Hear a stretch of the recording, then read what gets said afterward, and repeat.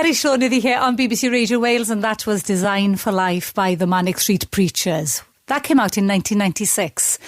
And another huge hit that year was Beautiful Ones by Suede. Now then, imagine this. Those two iconic 90s bands performing on stage together in the grounds of the majestic Cardiff Castle. That would be one heck of a night, wouldn't it? Well, guess what is happening? It is. Blackwood's finest and English rockers Suede are teaming up and are going on tour together, and they're going to be performing at the International Eisteddfod in Llangollen on June the 28th and Cardiff Castle on July the 5th. And to tell us more, and Nicky and Brett Anderson. Oh my gosh, what a way to get into the weekend. How are you? We're fine, thanks. Are you all right? Yeah. Well, my life bubble was flat this week, but you've just refilled it with this news. Nicky, honestly, this is in the middle of the sunshine in July. Oh, God, it's going to be epic. Last year, you had a co-headlining tour of North America. So is that where the first seeds of these two gigs were sort of sown?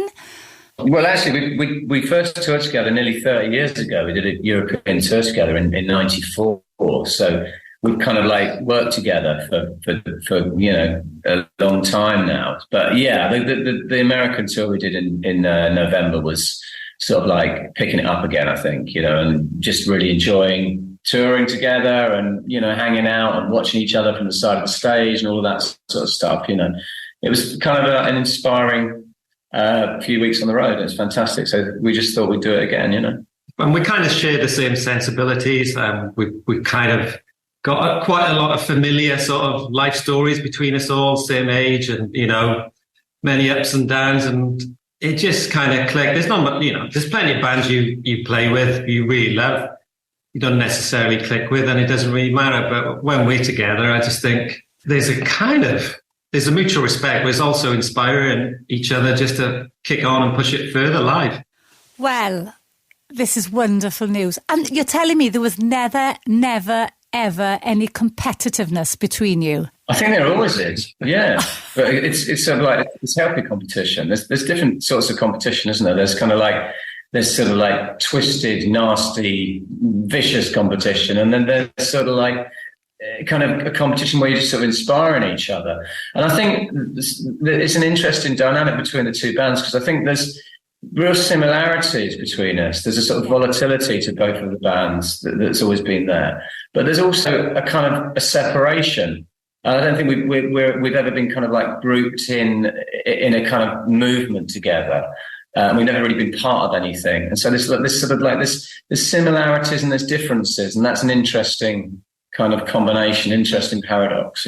We both started off just like huge explosions. That's what it was all about. It was the kind of Sex Pistols aesthetic of create and destroy. But, out of that, we both kind of had really long careers and are still really creative organisms in our own right, really. And still love making music and love playing live and doing America. It's really hard to tour America on your own. The only way we could do it was together. And, I've never played to the 3,000 odd people in LA before, or Toronto or New York.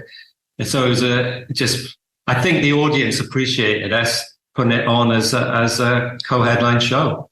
Oh, honestly. And you're going to be doing it again next month in Japan as well. But how is it going to work on stage? Yeah. Will you come on together as one big band? Who decides who headlines on which nights? So that'd be brilliant, isn't it? We should do like a finale. Imagine the monitor arguments. Oh my God! Imagine that. The guitarists so loud. God, yeah. We both played for about an hour and 10 minutes. We just 16 or so songs, tight, lean, jam-packed with hits and energy, and we kind of just decide. Suede will headline the big London show, we'll do the Cardiff show, and we just kind of negotiate through that. Been pretty easy, to be honest. I don't think there's been any arguments about that. We just sort of flip it around every night, basically, and that's fine. And, Cardiff Castle is one of my... the Manics have done some amazing shows there. Did the Holy Bible there, did This My Truth there, and I don't think I don't think the Suede boys have ever experienced. Never done it, no. So it's going to be great. Really looking forward to that, yeah. Oh, yeah, you're going to love it. And as well, the National Eisteddfod. Listen, we'll talk more about that venue as well, okay? We'll take a break, okay? And Nicky, you know, we started out with Manic Street Preachers, Design for Life, but I think it's only fair now that we play a classic Suede track, all right? We'll be back with you shortly after Beautiful Ones.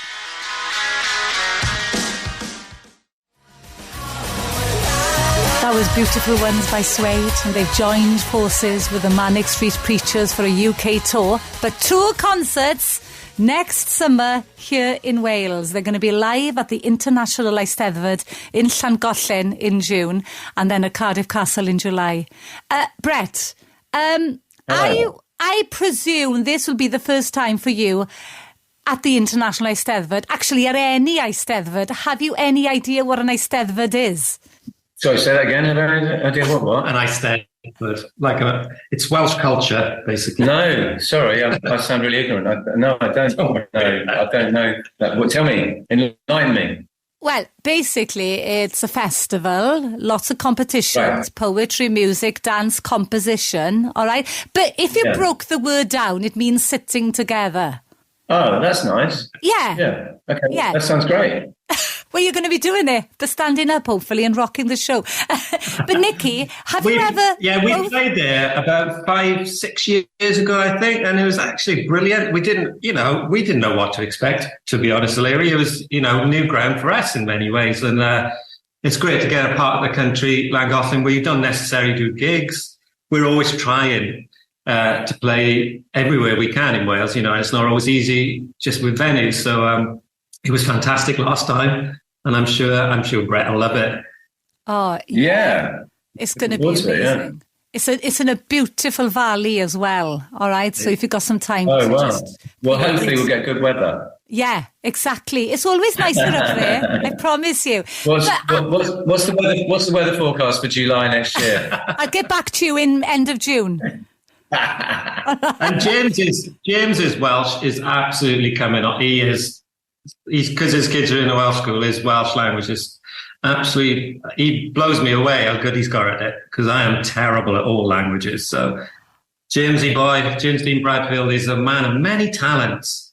Oh my gosh, who knows? He'll be performing. Will there be a Welsh language performance? Who knows? I'm sure he'll do a bit. Yeah. All right. Okay then. Have you ever both sat down together to write together, as you are such big fans of each other's work? Not yet.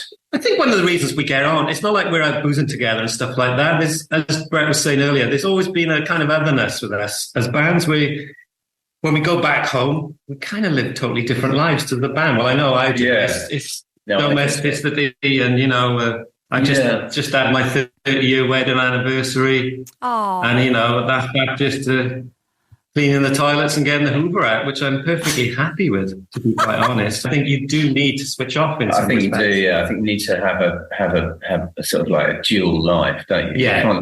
You can't, the whole sort of rock and roll myth is it's fine when you're in your 20s. When you're in your 20s, you're living all your whole life in that same gear. Yeah. But as you get older, you have to sort of shift gears, and if you have families and all of these sorts of things, and that might sound boring in a way and not part of the rock and roll mythology, but I think you use that in your work, you use that in your writing, and I've written a lot about my family on the last couple of albums, and I've used that as a kind of like a motivational thing, instead of just writing about the same kind of like, I don't know, sort of things that can become cliches after a while. You sort of like, you delve into different things. And I've written a lot about my son and about my mother and these sorts of things, and use those as engines to write songs, and you have to use your life experience, I think, Absolutely. I lost both my parents the last 5 years, and perhaps using is the wrong word, but they were always my greatest inspiration ever anyway. But it does give you a different way of much as I am still nasty and angry, I would like to think that I'm slightly more considered and empathetic as I've got older. I think you still got to keep an energy there, sort of somehow. But you just access a different kind of rage, Yes. But going back to the beginning, and I'm sorry to hear that, Nicky. I'm really sorry to hear about that. But going back to the beginning, when you first started out with Suede then, Brett, when you first formed the band, is this true? Did Ricky Gervais manage Suede for a brief period? It's true and it's false. He was part of a kind of management team. So it wasn't like he was our manager. He was like, there was this group of these three guys at the University of London Union.